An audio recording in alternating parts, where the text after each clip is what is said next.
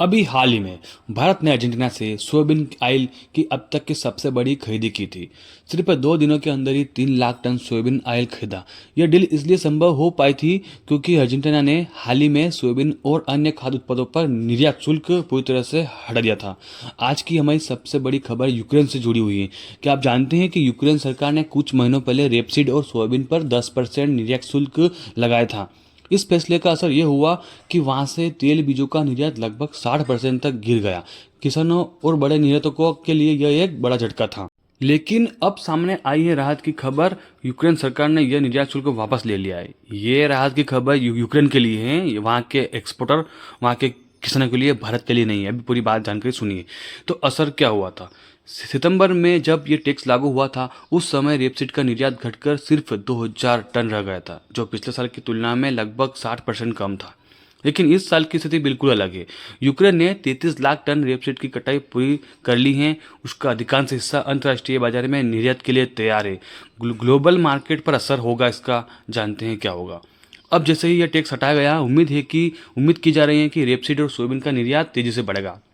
इसका सीधा असर तेल के वैश्विक कीमतों पर देखने को मिल सकता है। आप जानते हैं कि भारत पर असर क्या पड़ेगा। दोस्तों, यह बड़ा सवाल है कि यूक्रेन के इस फैसले पर का भारत के तेलों का कीमतों पर क्या असर पड़ेगा। क्या अंतर्राष्ट्रीय बाजार में तेल की आपूर्ति बढ़ने से हमारे देश की कीमतें नीचे जाएंगी, या फिर घरेलू मांग इतनी ज़्यादा है कि राहत टिक नहीं पाएगी और भाव वहीं के वहीं रहेंगे। आपको क्या लगता है, हमें कमेंट करके जरूर बताएं। लेकिन हमारा विश्लेषण भी आप जरूर सुनिएगा।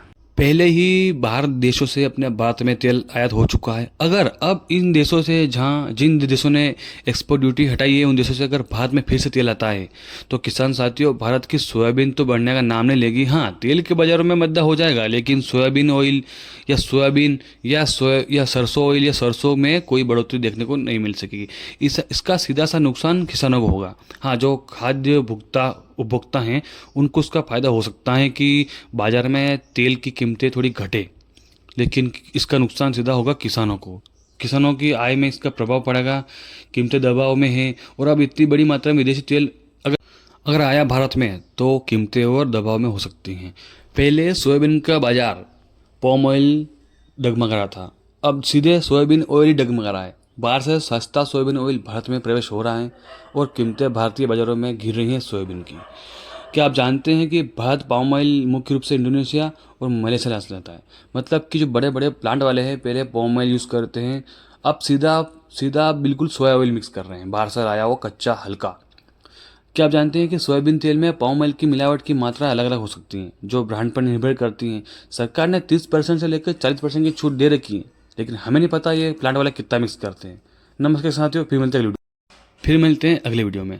अगर आप चाहते हैं कि हम लंबी वीडियो बनाएं इसके ऊपर, पाम ऑयल, सोया ऑयल, सरसों ऑयल, तो हमें कमेंट करके जरूर बताएं। और किस प्रकार की वीडियो बनाएं उसके ऊपर भी हमें कमेंट करके जरूर बताएं। तब तक के लिए धन्यवाद। सब्सक्राइब करें हमारे चैनल को और आगे मंडी भाव जानिए।